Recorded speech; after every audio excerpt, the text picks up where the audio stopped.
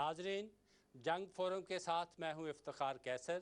आज हमारे मेहमान ख़ुसूसी हैं बरतानिया के पहले साबिक़ मुस्लिम MP और गवर्नर पंजाब चौधरी मोहम्मद सरवर साहब।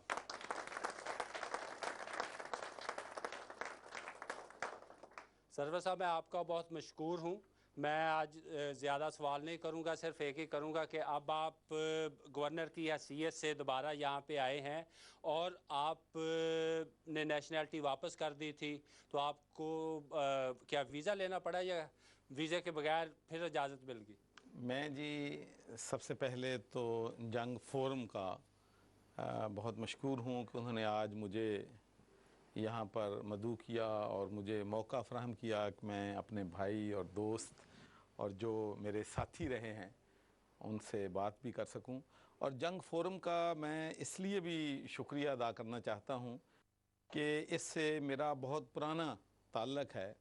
मुझे अच्छी तरह याद है कि 1995 में जंग फोरम ने ये लीड ली थी और एक यहाँ पर डिबेट करवाई थी जिसका टॉपिक ये था कि क्या कोई मुसलमान या Pakistani British member of parliament बनेगा। तो यहाँ पर बहुत सी डिस्कशन हुई थी और अक्सर लोगों ने कहा कि नहीं, मुमकिन है कि जो है हमारा भाई सरवर जो है शायद ग्लासगो से पहला मुसलमान मेंबर ऑफ़ पार्लियामेंट बन जाएगा। और यहाँ पर दोस्तों की ऐसी भी मेजॉरिटी की राय थी कि आप तो इफ्तिखार कैसर साहब कहते हैं कि 97 में हमारा पाकिस्तानी मेंबर ऑफ़ पार्लियामेंट बनेगा, तो जितनी हम एक दूसरे की टांगें खींचते हैं हमारा तो 2050 तक भी मेंबर ऑफ़ पार्लियामेंट नहीं बनेगा।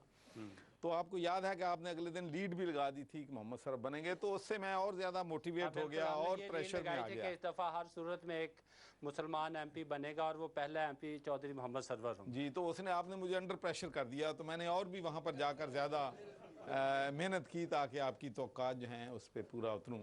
नेशनलिटी के हवाले से सवाल किया है, यकीनन मैंने जो है नेशनलिटी जो है वो गिव अप करती है। ये इतना कोई आसान जो था फ़ैसला नहीं था। आप दोस्त ग्लासगो में जो हमारे दोस्त हैं, साथी हैं, लेबर पार्टी के साथी हैं, जो हर मुश्किल वक़्त में, हर इम्तिहान के वक़्त में मेरे साथ रहे हैं, और उसके बाद जब मैं मेंबर ऑफ़ पार्लियामेंट बन के यहाँ आया हूँ तो पहले 2 साल मुश्किल तरीन साल थे मेरी ज़िंदगी के। और उस दौर में जो आप दोस्तों ने मोहब्बत मुझे दी, मेरे लिए दुआएं की, मुझे जिस तरीके से सपोर्ट किया, तो वो भी मैं ना तो उनको भूल सकता हूँ ना पीछे छोड़ सकता हूँ। तो इसलिए मैं समझता हूँ कि मेरी कामयाबी में आप लोगों की दुआएं और आपकी जो मॉरल सपोर्ट है उसका यकीनन जो है मेरे लिए बहुत बड़ा हिस्सा है। तो वो मुश्किल फ़ैसला था, लेकिन कई दफ़ा आपको फ़ैसले करने पड़ते हैं जो कि नेशन के इंटरेस्ट में होते हैं। मैंने ये सोच समझ के फ़ैसला किया कि अगर मैं लोगों के चेहरों पे मुस्कुराहटें ला सकूं पाकिस्तान में, अगर मैंने जो तजर्बा यहाँ हासिल किया है पॉलिटिक्स में, लोकल गवर्नमेंट काउंसलर रहने के बाद, मेंबर ऑफ़ पार्लियामेंट के बाद, इंस्टीट्यूशंस के बारे में, स्कॉटिश फेयर सेलेक्ट कमेटी का मैं 5 साल चेयरमैन रहा, उससे बहुत ज़्यादा, चूँकि इन्वेस्टिगेशन हम हर इशू पे करते थे, उससे बहुत ज़्यादा तजर्बात मैंने हासिल किए। तो मैंने कहा अगर मैं अपने कौम और मुल्क के लोगों के लिए इसको सर्व कर सकूं तो मुझे ये फ़ैसला जो है वो करना चाहिए। तो मैंने बहुत सोच समझ कर ये फ़ैसला किया है। तो यकीनन मैं वीज़ा लेके आया हूँ इधर, और मुझे और बल्कि मैं कुछ लोगों से मिला हूँ स्कॉटलैंड में, तो वो मजाक मुझे कर रहे थे कि जिन लोगों को मैंने लेके दिए यहाँ पर अपना वीज़े और पॉलिटिकल असाइलम और माशाल्लाह ब्रिटिश नेशनल हैं, वो मुझे कहने लगे कि अब हम आके एक पाकिस्तानी से भी बात कर रहे हैं।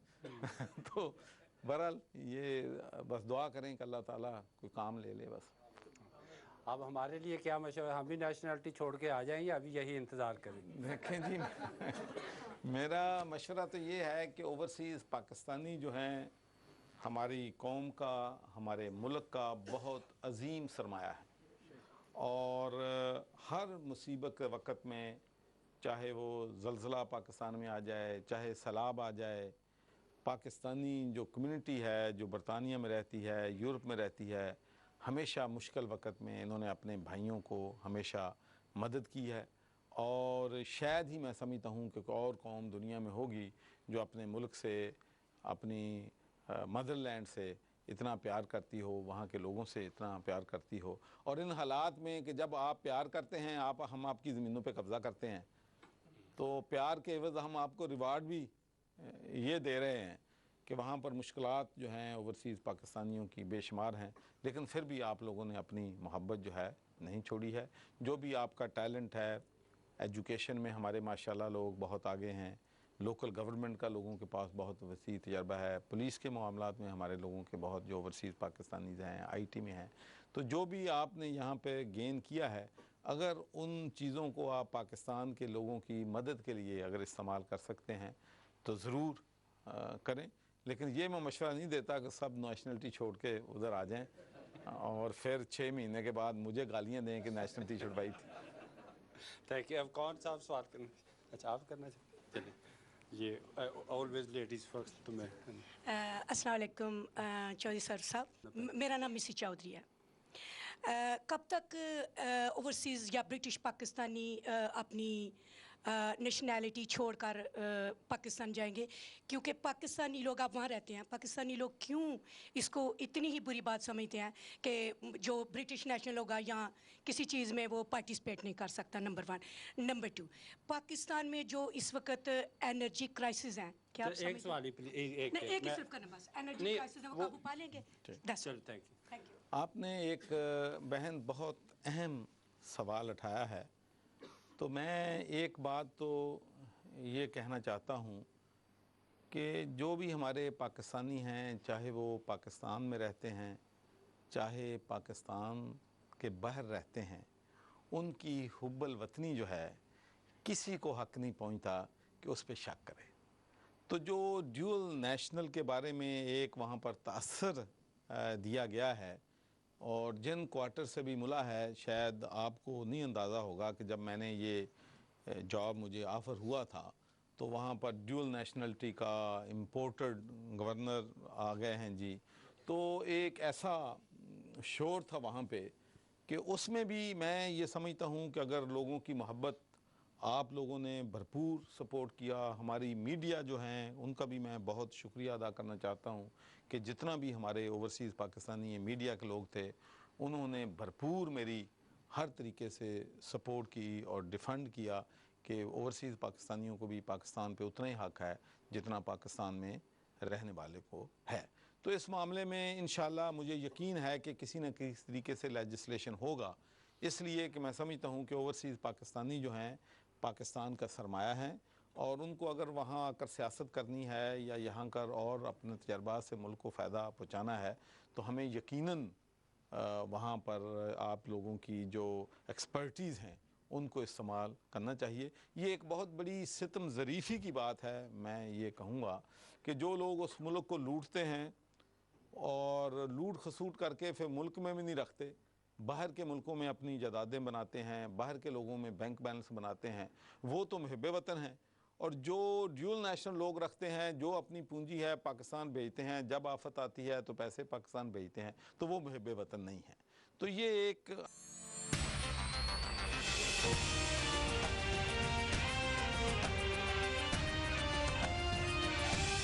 जियो न्यूज़, जियो और जीने दो।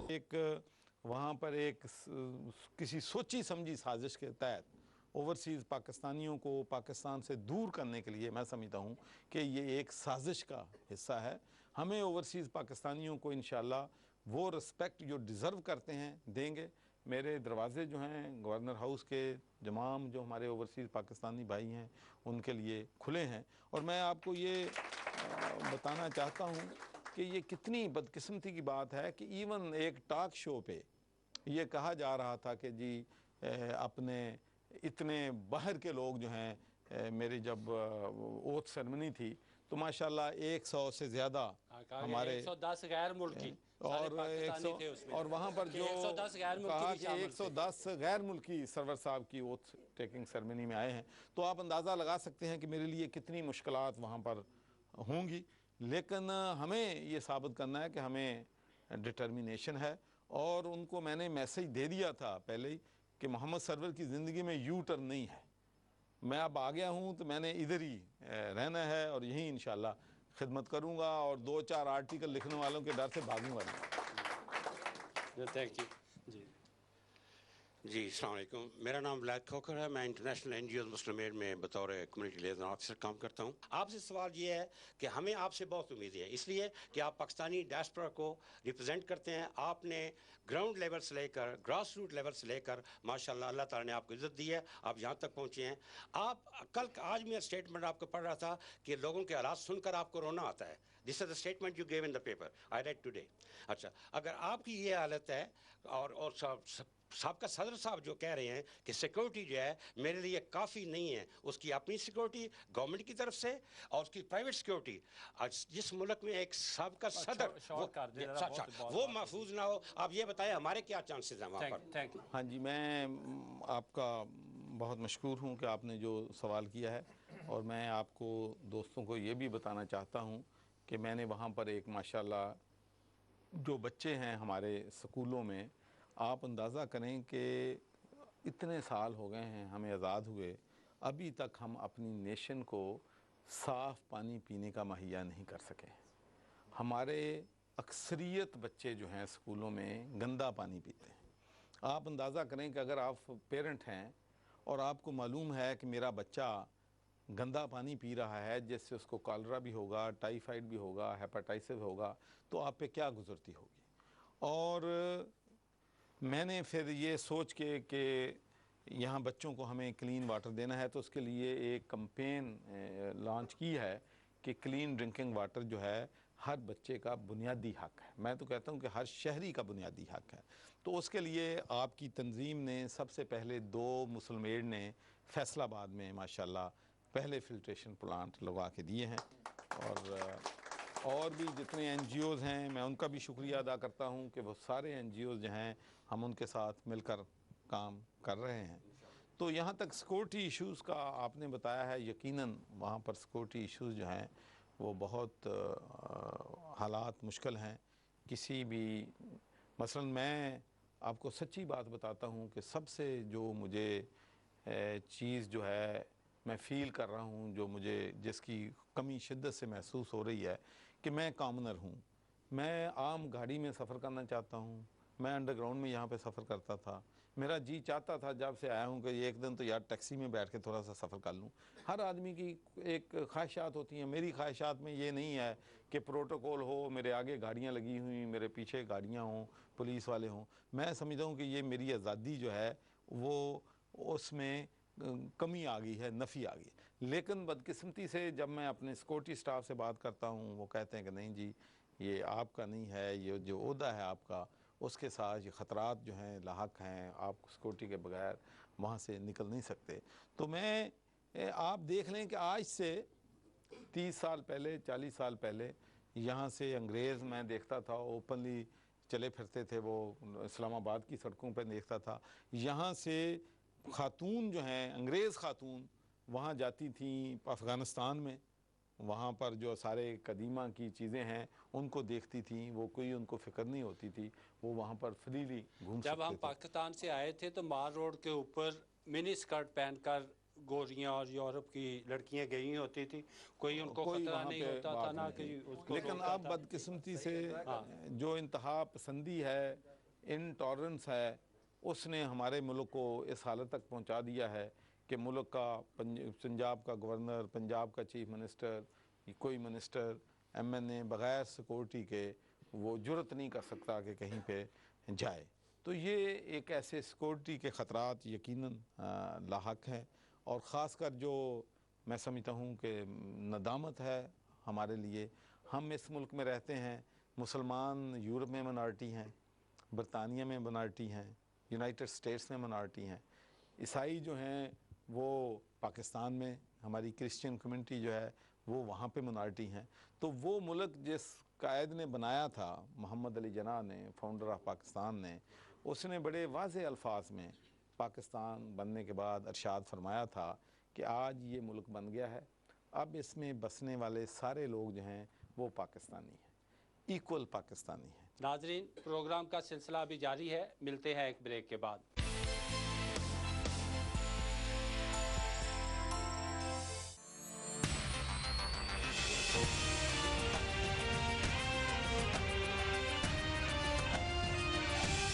जियो न्यूज, जियो और जीने दो।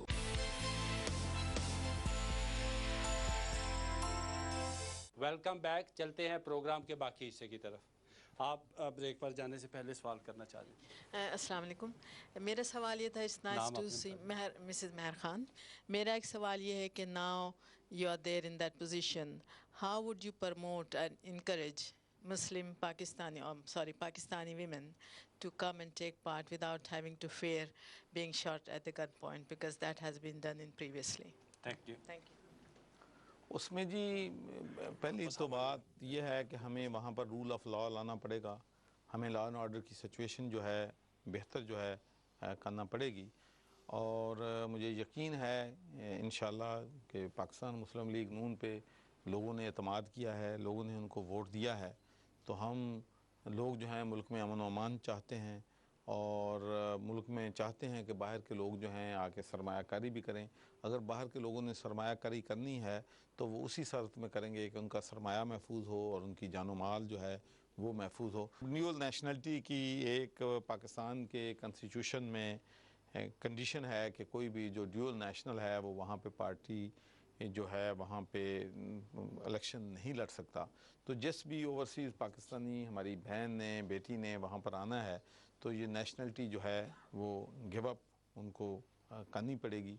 ये एक मुल्क का कानून है, लेकिन मेरा ख्याल है कि इसमें तब्दीली जो है तमाम पॉलिटिकल पार्टी जो हैं तब्दीली लाने के बारे में सोच रही हैं। अगर वो तब्दीली आ गई तो फिर वोमेन जो है पार्टिसिपेशन जो है आसान हो जाएगी। लेकिन इसके साथ साथ मैं आपको ये बताना चाहता हूँ कि वहाँ पर वोमेंस की मखसूस नशिस्तें जो हैं वो काफ़ी गुड परसेंटेज है और माशाल्लाह पंजाब असम्बली में और नेशनल असम्बली में और तमाम सूबों में वोमेन की जो है एक मतलब काफ़ी इनकरेजिंग वहाँ पे पार्टिसिपेशन है। Thank you. अस्सलाम वालेकुम, मेरा नाम नूर है। मैं एक आस लेके आया हूँ कि आप बोलते हैं कि आप हेल्प करते हो ब्रिटिश पाकिस्तानीज़ को।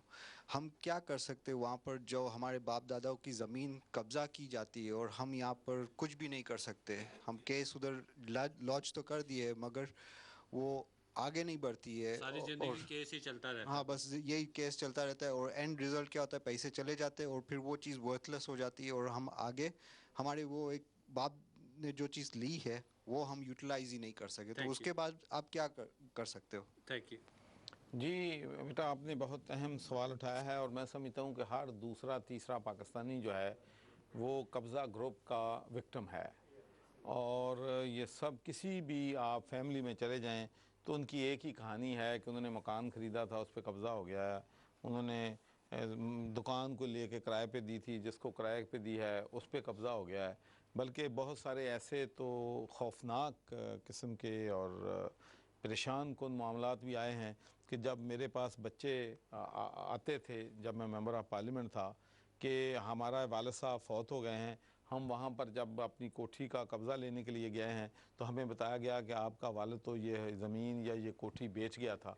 तो भाई वहाँ पर जब हालात ऐसे होंगे कि आप स्कॉटलैंड में रह रहे हैं, आप इंग्लैंड में रह रहे हैं, आप अमेरिका में रह रहे हैं, तो आपकी ज़मीन जो है वहाँ पर कोई वहाँ पे कब्ज़ा जो है वो कर लेता है और मुख्तारनामा जाली बन जाता है। तो मैं किसी और की बात क्या करूं, मैं अपनी बात आपको बताता हूं। मेरे वालिद साहब अब फौत हो गए हैं, तो हमारी 2 एकड़ ज़मीन थी मेरे वालिद साहब की, वो किसी ने एक को बेच दी, उसने तीसरे को बेच दी, उसने चौथे को बेच दी। तो जब हमें पता चला तो वो 5 दफ़ा बिक चुकी थी। तो मेरे वालिद साहब नाराज़ हो गए मुझसे कि जी वो तुम एमपी क्या एमपी हो कि कब्ज़ा भी नहीं ले सकते ज़मीन का। आपको पता है पुराने बुजुर्ग गालां भी उन्होंने बड़ियां कढ़ियां। तो वो मैं गया उत्थे ज़मीन का पता करन, तो उत्थे एक गरीब आदमी बेचारा बैठा और मैनू रो रहा सी। वो कहता जी कि मैं तो पैसे दे के मैंने ये ज़मीन ख़रीदी है, मुझे तो नहीं पता था कि ये किसकी ज़मीन है। तो मैंने तो सारी उम्र की पूंजी लगा के ये दो के, तो मेरा जी नहीं चाहा कि मैं उसके ख़िलाफ़ एक्शन लूँ। मैंने फिर वालिद साहब से और गालियाँ खाई उनसे कहा कि भाई ये और ज़्यादती, हमसे भी जुल्म हो जाएगा। तो ये एक इशू है जो जिसके ख़िलाफ़ हमें एक्शन हुकूमत को लेना होगा। कोई स्ट्रक्चर्स मुल्क में बनाने पड़ेंगे, डॉक्यूमेंटेशन हमें प्रॉपर करनी पड़ेगी, और उसके लिए एक काम जो हो रहा है पंजाब गवर्नमेंट कर रही है कि डॉक्यूमेंटेशन तमाम जो ज़मीनें हैं, जायदादें हैं, उनको कंप्यूटराइज़ किया जा रहा है। जब ये ज़मीनें और जायदादें कंप्यूटराइज़ हो जाएंगी तो फिर मामला जो हैं आसानी की तरफ चल पड़ेंगे। और दूसरी चीज़ जो प्राइम मिनिस्टर को हम लॉबी करने की कोशिश कर रहे हैं कि इंडिया में उन्होंने ये किया है कि कोई भी किसी की ज़मीन या किसी का भी नॉन रेजिडेंट इंडियन का मसला होता है तो उन्होंने एक कॉन्स्टिट्यूशनल में उनको प्रोटेक्शन दे दी है कि उनका जो केस का फ़ैसला है 1 से 2 साल से ज़्यादा अपीलों वगैरह में सब में नहीं लगेगा, स्पीडी जस्टिस उनको मिल जाएगा। अगर हम सिर्फ कर लें कॉन्स्टिट्यूशन में तब्दीली कि भाई जो भी ओवरसीज़ पाकिस्तानी का कोई किस्सा है उससे 12 महीने के अंदर अंदर उसका जो है फ़ैसला जो है हो जाएगा, तो इससे तकरीबन सी चेंज जो है हमारे मामलात में आ सकती है। लेकिन स्टेटस को जो है ये ऑप्शन नहीं है, इसके लिए कोई ना कोई तब्दीली, रेवोल्यूशनरी स्टेप हमें लेना पड़ेगा। और मैं आपको यकीन दिलाता हूँ कि मेरे पास कम से कम जो भी मेरे दफ्तर से हो सकता है मैं कोशिश करता हूँ। हमारे बहुत से साथी आते हैं जो पुलिस स्टेजेस पे होता है, जिनका अभी अभी कब्ज़ा हुआ होता है। मसलन अगर आप लोगों का किसी का कोई कब्ज़ा हुआ है, अगर आप 24 घंटे या 48 घंटे या एक हफ़्ते के अंदर अंदर मुझे बता देंगे तो यकीन दिलाता हूँ मैं कि जो कब्ज़ा करेगा उस पर हम पर्चा भी देंगे, उसको अंदर भी देंगे और आपको कर्ज़ा भी वापस लेके देंगे, इसलिए कि वो कानून में हम कर सकते हैं। लेकिन जब काम लंबा हो जाता है, किसी ने 2 साल से कब्ज़ा किया हुआ है, 3 साल से किया हुआ है, तो फिर कोर्ट सिस्टम में जाना पड़ता है। और कोर्टों के जब तक हम ये ना करेंगे कि 1 साल के अंदर अंदर इनका फ़ैसला होना है, तो फिर वो काम जो है मुश्किल हो जाता है। तो मैंने बहुत से ज़ाती केस जो हैं लोगों के माशाल्लाह दिनों में निपटाए हैं। पिछले अपने बर्मिंघम से हमारी एक बहन और दूसरे जगहों से आए थे जिन के साथ हुआ था, फ़ौरन हमने कब्ज़ा जो है उनको वापस करवाया है। जी अस्सलाम वालेकुम चर साहब, मेरा नाम मकसूद हुसैन भट्टी है, सियालकोट से मेरा तल्लक है। मैंने सिविल कोर्ट के अंदर काफ़ी अपने ज़मीन को सेव करने के लिए स्टेटस को किया हुआ है, लेकिन जब वो मेरी जायदाद पे कब्ज़ा ग्रुप वाले कब्ज़ा करना चाहते हैं, वो कहते हैं हमारे ऊपर सियासी दबाव है। मेहरबानी करके सियासी दबाव को किसी तरीके से ख़त्म किया जाए, इतना मेरा सवाल है। अस्सलाम वालेकुम। जी मेरे को सियासतदान भी उस माशरे का हिस्सा हैं, तो वो फरिश्ते नहीं हैं। ये बात आपकी दुरुस्त है कि मैं भी यहाँ से जब भी कोई किसी केस की तह तक पहुँचते हैं तो उसके पीछे कोई ना कोई सियासतदान का ज़रूर हाथ होता है। तो कब्ज़ा ग्रुप जो है अगर उनको प्रोटेक्शन ना हो पुलिस की या सियासतदान की या किसी बड़े आदमी की, तो फिर कब्ज़े तो नहीं होते ना। लगता है ये कब्ज़ा ग्रुपों ने सियासतदानों पे भी कब्ज़ा कर रखा है। पूरे मुल्क ते कब्ज़ा किया है। हाँ जी, हाँ, तो हुण कहंदे ने कि ओवरसीज़ पाकिस्तानियों ने गवर्नर हाउस से कब्ज़ा कर लिया।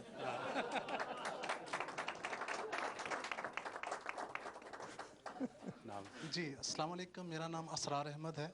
अच्छा, मैं सिर्फ ये कहना चाहूँगा जैसे जियो का स्लोगन है कि इस बार पाकिस्तान के लिए कुछ कर डालो, तो मैं कहूँगा गवर्नर साहब इस बार आप हम में से हैं, प्लीज़ प्लीज़ प्लीज़ पाकिस्तान के लिए कुछ कर डालिए। थैंक यू जी बहुत थैंक यू। चलिए आपका बहुत अच्छा message, thank you very much. अस्सलाम वालेकुम, मेरा नाम वलीद भट्ट है और मैं एनर्जी क्राइसिस के बारे में आपसे क्वेश्चन करना चाहता हूँ कि हमारे पास इन्वेस्टमेंट है चेक रिपब्लिक से, और हमें आप कोई ऐसा सेल बताएं जो आपने बनाया जो ब्रिटिश सिटीज़न जो है ना वहाँ पे जाके इन्वेस्टमेंट करें, डायरेक्ट आपके साथ एक्सेस हो, उसके बारे में बताएं। मैं आपके साथ पर्सनली तौर पे भी लाहौर में 19 को जा रहा हूँ, मिलना भी चाह रहा हूँ, और हमारे पास प्रपोजल है अप टू 300 मेगावाट की, वो हम प्रपोज गवर्नमेंट ऑफ पंजाब को करना चाहते हैं। Thank you. जब भी आपने आना हो तो कम से कम मुझे ना 1 हफ़्ते का 5-6 दिन का नोटिस ज़रूर दे दें, और इंशाल्लाह मैं आपसे मिलूँगा भी, और आप जो प्रोजेक्ट लगाना चाहते हैं उसको फैसिलिटेट भी इंशाल्लाह करेंगे। और जो भी इन्वेस्टमेंट लेके आएगा, मैं आपको एक और बात यकीन से कहना चाहता हूँ कि बहुत से लोग मेरे पास भी आते हैं तो वो पहले ये बात करते हैं कि जी ਤੁਹਾਨੂੰ भी इन्ना शेयर दे देने हैं, ठीक है जी। तो मैं ਇੱਕੋ ਹੀ ਗੱਲ ਉਹਨਾਂ ਨੂੰ ਕਹਿੰਦਾ ਕਿ ਜੇ ਕਿਸੇ ਹੋਰ ਨੂੰ ਵੀ ਸ਼ੇਅਰ ਦੇ ਰਹੇ ਹੋ ਤਾਂ ਨਾ ਦਿਓ, इस वास्ते कि इन्ह चीज़ों ने सानू तबाह करता है। पाकिस्तान में बदकिस्मती ये है कि वहाँ पर जिन लोगों का असर रसूख होता है, पैसे नहीं होते, वो लाइसेंस ले लेते हैं। इंडस्ट्री लगाने का ले लेते हैं, बिजली घर बनाने का ले लेते हैं, कोई और बनाने का लेते हैं, और फिर वो ढूंढते हैं इन्वेस्टर को। आज वरना जितने लाइसेंस इलेक्ट्रिसिटी एनर्जी के इन्होंने आज से 10 साल 15 साल पहले दिए हुए थे, अगर उन लोगों को देख के दिए जाते कि पहले उनकी देख लेते कि इनके जो 2 बिलियन का प्रोजेक्ट लगाना चाहता है ना, उसकी बैंक अकाउंट में $100 भी नहीं होता। तो ये एक बड़ी बदकिस्मती है। मैं आपको एक मिसाल देना चाहता हूँ कि एक बहुत बड़ा डेलीगेशन अपना सिंध से आया था स्कॉटलैंड में, उसमें सारे हमारे सीनियर मिनिस्टर, गवर्नर साहब, सभी लोग थे। तो वो कुछ $2-3 बिलियन की इन्वेस्टमेंट वहाँ करना चाहते थे। तो लेकिन जो जितने भी वो डायरेक्टर थे, जो कंपनी शंपनी उन्होंने बनाई हुई थी, किसी के कोई एसेट नहीं थे। ठीक है जी। सो ये बातें हमें भी, जब हम लाइसेंस देते हैं किसी को, हम ये तो देख लें। मेरे पास जो बड़े लोग आते हैं, लेकिन जब मैं आता हूँ कहता हूँ उनसे कि भाई आप ऐसे करें कि मुझे आप जो बिज़नेस है आपका उसकी ज़रा कोई बैलेंस शीट मुझे दिखा दें, कोई आपका क्या एसेट है मुझे दिखा दें, फिर मुझे दोबारा नहीं मिलते वो तो ये कहते होंगे ना आप अपना शेयर लें, बाकी कुछ ना देखें। ये ज़रूरी है कि जिन लोगों ने इन्वेस्टमेंट करनी है या लाइसेंस लेना है, अगर उनके पास सरमाया नहीं है तो फिर कैसे वो सरमायाकारी जो है वो करेंगे। जी थैंक यू जी। ये जी बताइए। जी जज साहब अस्सलाम वालेकुम, मेरा नाम राजा मोहम्मद ज़फ़र है, चशम टाउन से बिलोंग करता हूँ। यहाँ बरतानिया में जो मसाइल हैं हमारे, लाइक वीज़े का मसला है कि लोगों को जब इमरजेंसी होती है तो उन्हें वीज़े की प्रॉब्लम होती है, घर में मातम होती है, लोग वीज़े के लिए दौड़ रहे होते हैं। तो उसके लिए अगर पाकिस्तान के वीज़े के लिए तो शॉर्ट टाइम के लिए एयरपोर्ट पर अगर बंदोबस्त किया जाए तो ये मेहरबानी होगी। एक बात, दूसरे वीज़ा पासपोर्ट जो भी मसाइल हैं यहाँ के, तो मसाइल लोग उसमें बुरी तरह प्रॉब्लम में शिकार हैं कि उनके पासपोर्ट बनने में, वीज़ा लगाने में बहुत मुश्किलात होती हैं। Thank you. 2 चीज़ें हैं भाई मैं कहना चाहता हूँ। एक तो ये है कि यकीनन आप लोगों को सफारत खानों में मसाइल हैं, ख़ासकर जो जेरी फेडस की वजह से 36-40 पाउंड और बर्डन आप पे बढ़ गया है, जो कि मैं समझता हूँ कि वो जो है वो मसले मसाइल हैं। लेकिन मैं आपसे ये अर्ज़ करना चाहता हूँ कि हमें अपनी कम्युनिटी को भी एजुकेट करना है। हमें उनको ये बताना है कि अगर आप नादरा कार्ड ले लें तो आपको ना वीज़े की ज़रूरत है, ना आपको नए पासपोर्ट की ज़रूरत है। तो नादरा जो है वो मिल भी 5 साल के लिए, 10 साल के लिए हम कोशिश कर रहे हैं कि वो दे दें। तो वो नादरा का अगर आप कार्ड ले लें तो आप वीज़ों की से भी आपकी जान छूटती है और आपका मसला भी आसान होता है। एक तो कोशिश करें कि मैक्सिमम जो भी कम्युनिटी लीडर्स हैं अपने लोगों से कहें कि भी नादरा कर लें। दूसरी बात, मैं आपको मुश्किलात ठीक हैं, लेकिन आपको साथ ये भी मैं कहना चाहता हूँ कि मैं मेंबर हूँ ब्रिटिश पार्लियामेंट का था इधर, ठीक है जी। तो मैं जितना मर्ज़ी बड़ा हूँ, प्राइम मिनिस्टर टोनी ब्लेयर जो है वो भी अगर चाहे कि वो किसी को अतवार के दिन अपनी एम्बेसी खुलवा के पासपोर्ट दे सकता है, वीज़ा लगवा सकता है, तो वो प्राइम मिनिस्टर मुल्क का भी नहीं यहाँ पे कर सकता। तो हमें जहाँ हमें क्रिटिसाइज़ करना है अपने सफारतखानों को, हमें ये भी देखना है कि वो हफ्ते के दिन, संडे के दिन, जब भी कोई एमरजेंसी आई है, मुझे नहीं पता इधर लंदन का, लेकिन स्कॉटलैंड में मैं आपको कहता हूँ कि कभी भी हमारे कौंसल ने कोई मतलब वीकेंड पे भी सफारत खाना खोल के वो बेचारे वीज़ा भी लगा देते हैं, वो पासपोर्ट भी दे सकते हैं। तो मैं समझता हूँ कि जो अच्छा काम हमारे लोग कर रहे हैं उनको हमें अप्रिशिएट भी करना चाहिए, जो अच्छा काम नहीं करते उनको भी क्रिटिसाइज़ करना चाहिए। जब हम हर एक को एक ही सफ़ में ला के खड़ा कर देते हैं तो ये हमारा मसला है। मसलन पाकिस्तान में मैं आपको ये बात यकीन से कहता हूँ कि उस दौर में, उस वक़्त में जब कि करप्शन राइफ है, हर आदमी रातों रात अमीर बनना चाहता है, लेकिन वहाँ पर भी अल्लाह के फरिश्ते अब भी मौजूद हैं। यकीन करें, पुलिस में भी मौजूद हैं, बिज़नेस में भी मौजूद हैं, DMG में मौजूद हैं, सियासतदानों में मौजूद हैं, जो एक पैसे की भी करप्शन जो है वो नहीं करते हैं। Thank you. मैं आता हूँ अभी आपके नाजरीन, प्रोग्राम का सिलसिला अभी जारी है, मिलते हैं एक ब्रेक के बाद।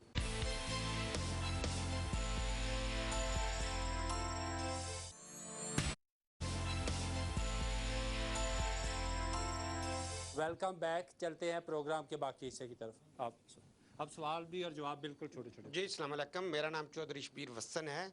मैं ये कहना चाहता हूँ कि आपके पास माशाल्लाह यहाँ का बहुत तजर्बा है, यहाँ आपने बहुत ज़्यादा टाइम गुजारा है, हुकूमत में भी गुजारा है। तो इस की रोशनी में आप वहाँ करप्शन के लिए क्या इकदाम उठा रहे हैं? क्योंकि वहाँ की जो ब्यूरोक्रेसी है ये थैंक जो यू, जाती बहुत चीज़ें सवाल पूरा हो गया, थैंक यू। जी, मैं तो समझता हूँ कि हमारी करप्शन जो है उस मुल्क के लिए एक कैंसर बन गया है, और हर महकमे में जहाँ भी चल जाएं वो अब तो हालात ऐसे हो गए हैं कि करप्शन को अब बुरा ही नहीं समझ आता। वो समझते हैं ये एक किस्म की फ़ी है जो लोग जो हैं वो काम करवाने की लेते हैं। तो आपकी बात बस ये बिल्कुल मुझसे दुरुस्त। बता दें कि उम्मीद है ख़त्म हो सकता है ये करप्शन का सिलसिला? देखें जी, मैं आपको पता है कि मैं नारे तो लगाने वालों में नहीं हूँ कि मैं कहूँ कि जी माजिक की छड़ी है मेरे पास और करप्शन ख़त्म हो जाएगी। तो ये माशरे का एक नासूर है, इसको ख़त्म होने में एक बड़ा टाइम जो है वो लगेगा। लेकिन करप्शन ख़त्म उस वक्त होती है कि जो बंदा करप्ट है उसको सज़ा मिले। अगर सज़ा नहीं मिलती तो करप्शन जो है बढ़ती है, कम नहीं होती। मुश्किल हालात हैं और उनको ओवरनाइट कंट्रोल करना जो है वो इतना आसान नहीं है। माइक मेरा, अच्छा जी माइक मेरा। अच्छा, काउंसलर सलीम चौधरी फ्रॉम ऑल्डरशाट। बात आपसे ये गुजारिश करना चाहता हूँ कि आपका इंग्लिस्तान का तजर्बा, पाकिस्तान आप गवर्नर बने हैं, आपका विजन क्या है? What you going to do the first thing in which is going to acceptable to people of Pakistan? Thank you. मैं समझता हूँ कि पाकिस्तान का जो सबसे बड़ा मसला है वो एजुकेशन है, और ये एक ऐसी बदकिस्मती की बात है कि पाकिस्तान जो है दुनिया में लिटरेसी के हवाले से जहाँ सबसे कम लिटरेसी है, दुनिया में दूसरे नंबर पे है। 7 मिलियन बच्चे जो हैं उन्होंने स्कूल का दरवाज़ा जो है वो नहीं देखा। स्कूलों के अंदर जो स्टेट स्कूल हैं उनकी चार दीवारी नहीं है, स्कूलों में कमरे एनफ नहीं हैं, स्कूलों में वॉशिंग फैसिलिटी नहीं है, स्कूलों में टॉयलेट्स जो हैं वो नहीं हैं। तो ये मिसिंग फैसिलिटीज़ जो हैं उन पे काम करना है। स्कूलों में टीचर्स बहुत कम हैं, टीचर्स को ट्रेनिंग की ज़रूरत है। तो इस सिलसिले में चीफ मिनिस्टर पंजाब मियां मोहम्मद शहबाज शरीफ साहब और डिफेड मिल के उन्होंने एक प्रोग्राम जो है वो तरतीब दिया है। कोशिश करेंगे कि इंशाअल्लाह 1 मिलियन मोर चिल्ड्रन हर साल हम स्कूलों में भेजें। जी अस्सलाम वालेकुम, मेरा नाम दिलावर चौधरी है। मैं ये आपसे गवर्नर साहब पूछना चाह रहा हूँ कि हमारे जैसे लाइक माइंडेड लोग हैं, सरमायादार लोग हैं जो इन्वेस्टमेंट करना चाह रहे हैं पाकिस्तान में, ना कि सिर्फ कमर्शियल इदारे में बट फलाई इदारे भी हम लगाना चाह रहे हैं। हमारे से आपसे गुजारिश ये है कि सेंट्रल गवर्नमेंट को ये एक ईथोस बनाया जाए कि एक फ़ास्ट ट्रैक सिस्टम हो जहाँ तक हम आएँ, डिस्करेज ना हो, हमारे इदारे वहाँ लगे, और ताकि फ़ास्ट ट्रैक पे हम पटरी पे हम चढ़ जाएं। और आप जो है माशाल्लाह आप मुजाहिद हैं, आप हमारी उम्मीद के किरण हैं। हम आपकी तरफ देख रहे हैं और आपकी तरफ बहुत साल हम देखना चाह रहे हैं आपको अपनी पोजीशन में रहें ताकि इन चीज़ों को फ्रूइशन पे लगाएं। आपने मुजाहिद कह के डरा दिया, पहले वहाँ पे बहुत मुजाहिद है। नहीं, हमारे कमर्शियल मुजाहिद। अच्छा कमर्शियल, अच्छा ठीक। वालिद साहब हमारे बड़े अच्छे दोस्त थे। हमारा जी ये है कि जितने भी हमारे NGOs हैं या जो भी चैरिटी का पाकिस्तान में काम करना चाहते हैं उनको 100% मैं फैसिलिटेट करूँगा। उनकी जो भी तकालीफ़ हैं उनको रफ़ा करूँगा। बल्कि मैं एक NGOs की बहुत जल्द इंशाअल्लाह नवंबर में एक कॉन्फ्रेंस बुलाने वाला हूँ, इसलिए कि मेरा टारगेट है इंशाअल्लाह कि 1 लाख बच्चों को clean drinking water bye end of year इंशाअल्लाह 3 महीनों की हम दे देंगे। छोटा सा सवाल। जी थैंक यू इफ्तिखार साहब। देखिए सबसे पहले मैं ये कहना चाहूँगा कि चौधरी साहब ने एक छोटा वेरी इंपॉर्टेंट रेवोल्यूशन, इन्होंने सिर्फ हिस्ट्री इसलिए नहीं बनाई थी कि पहले पाकिस्तानी मुसलमान MP, लेकिन उससे पहले इन्होंने एक और हिस्ट्री बनाई थी जो आज तक नहीं रिवील की गई। आज मैं वो आपके सामने रिवील करना चाहता हूँ। इन्होंने जॉन स्मिथ हमारा लीडर था लेबर पार्टी का, उसने 1 मेंबर 1 वोट का अंदा दिया था, कानून बनाया था। वो पार्टी के अंदर लोगों ने उसको रोका था। चौधरी साहब ने और मैंने मानचेस्टर और गोटन ने मिलके उसको चैलेंज किया और उसको एंडोर्स करवाया। इन्होंने हिस्ट्री बनाई। तालियां लगाएं इनके लिए एक और बार। मेरा ख्याल इसको मैं रिवील करूंगा मजीद। ठीक है, थैंक यू। इन्होंने आज तक ये बात नहीं की। Thank you. Agha Tanveer Iqbal, Pakistan international. कब्जा ग्रुप के ऊपर अब कोई बात नहीं होगी, बड़ी बातें होगी, थोड़ा टाइम है, मैं जल्दी जी है। तो आजकल यह है कि जैसे नई हुकूमत आती है कोई भी, तो अभी यह है कि वहाँ पे हीथ्रो ग्राउंड स्टाफ जो है हम उनके पास सिर्फ 9 है और वो कह रहे हैं कि ग्राउंड स्टाफ को कम किया जाए।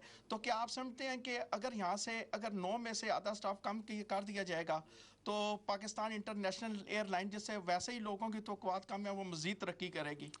कोई फर्क नहीं पड़ेगा, पहले भी उसकी सर्विस अच्छी नहीं है, फिर भी अच्छी नहीं होगी।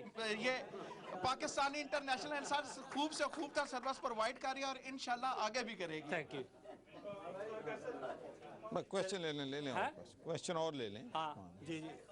बिस्मिल्लाहिर्रहमानिर्रहीम। चौधरी साहब, मेरा नाम चौधरी मोहम्मद ताज रशियाल है। अभी जैसे आगा साहब ने फरमाया, मैं अपनी तरफ से 10,000 पाउंड अनाउंस करता हूँ। जंग और आप दोनों मिलके एक प्रोग्राम बनाएं कि PIA के नए जहाज डालें। 10,000 पाउंड मेरा पहली तरफ से आपको तोहफा, आप स्टेडियम में। Thank you thank you thank you.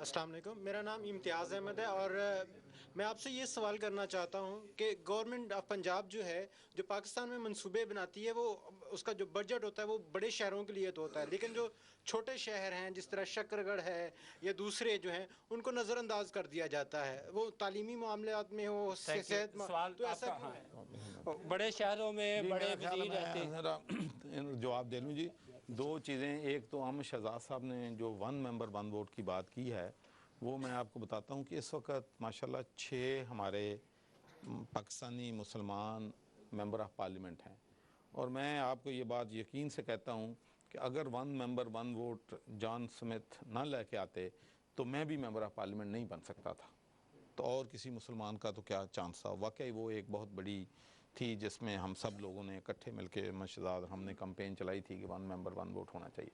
आपने बहुत अहम सवाल किया है, क्योंकि जो भी पंजाब का बजट है हम कोशिश ये करते हैं कि तमाम जो है इक्वल जो है डिस्ट्रीब्यूशन ऑफ जो रिसोर्सेज है वो होनी चाहिए। किसी तरीके भी एक शहर दूसरे शहर के एक्सपेंस पे नहीं होना चाहिए। तो उसके लिए मैं आपको एजुकेशन के हवाले से ये बात बताना चाहता हूँ कि जो भी हमारा एजुकेशन के लिए मिसिंग फैसिलिटीज़ के लिए बजट जो बनाया गया है उसमें चीफ मिनिस्टर साहब ने ये फ़ैसला किया है कि जितना भी फैसिलिटीज़ हैं, वाशिंग रूम नहीं है, टॉयलेट्स नहीं हैं, 4 दीवारी नहीं है, फर्नीचर नहीं है, वो सबसे पहले जनूबी पंजाब में उन लोगों को दिया जाएगा। बाद में जो है सेंट्रल पंजाब की जो है बारी आएगी। उसमें तकरीबन सभी लोग बहुत कॉशियस हैं और चाहते हैं, और मैं आपको यकीन दिलाता हूँ कि इंशाल्लाह जो भी रिसोर्सेज हैं वो आबादी के लिहाज से जो हैं वो तकसीम होंगे, सिर्फ शहरों में नहीं जाएंगे। Thank you. आप सवाल करना चाहिए। अस्सलाम वालेकुम जी, मेरा नाम मिसेस तबस्सुम है और मैं एक ख़वातीन की NGO रन करती हूँ पाकिस्तान में। ख़वातीन या जो ग्रास रूट लेवल पे जो आप कह रहे हैं कि लोग ईमानदार होते हैं, बेईमानी कम करते हैं या करप्शन कम है, तो जब इन्होंने कहा उनका बहुत सारे लोग ईमानदार भी हैं, कम नहीं कहा उनका बहुत ज़्यादा करप्शन है नहीं जो हैं, तो उनके जो बुनियादी ज़रूरियात हैं वो उनके लिए कोई नहीं गवर्नमेंट सोच रही। लंबे लंबे प्रोजेक्ट तो बनाते हैं लेकिन वो जो है देखें जी वो दाल रोटी का चक्कर जो है, जो फंसे हुए हैं लोग, उनको क्यों नहीं निकालते। Thank you. मैं आता हूँ, सॉरी देखें आप प्रोग्राम को मैं मुझे अब चाह रहा हूँ कि जितने 2-3 सवाल हो सकते हैं। मेरा नाम शेख मोहम्मद जमील है। पाकिस्तान पूरे में कत्लो गारत बहुत ज़्यादा है, ख़ुसूसन पंजाब में भी बहुत ज़्यादा है। प्लीज़ पुलिस को कंट्रोल करें, इवन साइकिल तक बाहर खड़ा करें तो वो गई motorcycle. Thank you thank you. मैं आता हूँ। अस्सलाम वालेकुम। मैं ये पूछ रहा हूँ कि मैंने एक दफ़ा पाकिस्तान में, मेरा नाम है सैयद अफसार अहमद, 11 रुपीज़ 1 पाउंड की भेजी हैं पाकिस्तान और अब माशाल्लाह 170 रुपये हैं। तो अब इसका क्या, इसलिए क्यों बढ़ता जा रहा है? एक ये अस्सलाम वालेकुम जी।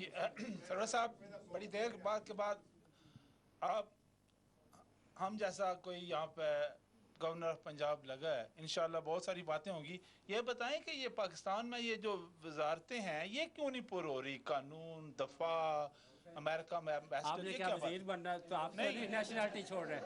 नहीं, मैं नेशनलिटी नहीं छोड़ रहा, लेकिन ये वजारतें जो ये क्यों नहीं पूरी हो रही? Thank you. इफ्तार भाई थैंक यू वेरी मच। महबूब चौधरी मेरा नाम है, काउंसलर महबूब। मैं उनका शुक्रिया अदा ज़रूर करूँगा जिन्होंने आपको यहाँ प्लेस किया है। इट इज़ ऑनर फॉर अस।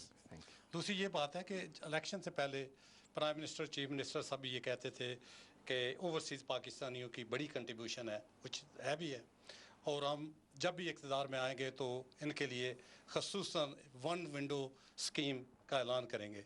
4 माह गुजर गए हैं, अभी तक नहीं हुआ है। इस पर आप क्या कहेंगे? और दूसरा वेरी क्विक विंडो अभी बन रही है, अभी क्लीन वोटर के हवाले से गवर्नर साहब, अगर आप ऐसी कोई स्कीम बनाएं जो क्लीन वोटर के हवाले से, तो हम पाकिस्तानी, यूके पाकिस्तानी जो हैं, हम आपके साथ हैं, हमेशा आपके तावन करेंगे। Thank you. गवर्नर साहब, आप ये बताएं कि जब आप एमपी बने थे उस वक्त आपकी क्या फीलिंग थी, कितनी खुशी हुई थी, और जब आप गवर्नर बने हैं उस वक्त आपकी क्या फीलिंग थी? इसके बाद फिर आप जवाब दें। फिर अस्सलाम वालेकुम, शेख हिजाज नाम है मेरा। तो एजुकेशन के मतलब मेरा क्वेश्चन है, क्या आप कोशिश करेंगे कि पाकिस्तान में एक ही तालीम का निज़ाम राइज किया जाए, जो अमीर और गरीब का बच्चा एक ही निज़ाम पढ़े? Thank you. मैं जी ये आखिरी सवाल से जवाब देना चाहता हूँ कि बिल्कुल आपकी दुरुस्त है कि पाकिस्तान के जो तालीमी और मसाइल हैं उसकी एक बड़ी वजह यह भी है कि वहाँ पर एक यकसा नसाब तालीम नहीं है।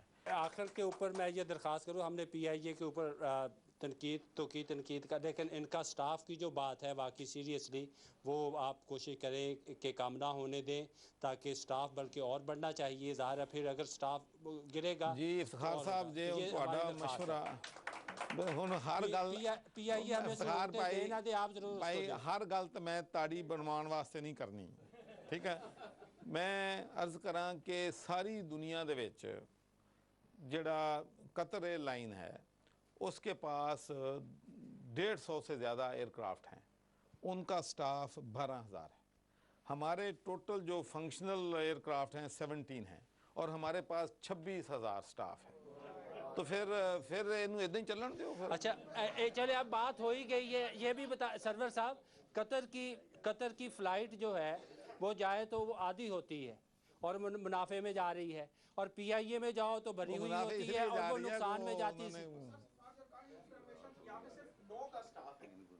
नहीं, मैं यहाँ के स्टाफ की, मैंने ओवरऑल हाँ, नहीं वो वादा किया कि जो इशू है इंशाल्लाह मैं, आप बाद में मुझे पैसे आपने पकड़ा दे PIA से इंशाल्लाह मैं। अच्छा चौधरी साहब, अच्छा बहुत चौधरी सरवर साहब बहुत बहुत शुक्रिया। उम्मीद है आप आइंदा भी यहाँ तशरीफ़ लाएंगे तो हमें फ़ोरम के लिए वक्त देंगे। नाज़रीन, प्रोग्राम देखने का शुक्रिया। आइंदा प्रोग्राम में फिर मुलाकात होगी। इफ्तिखार कैसर को इजाज़त दी।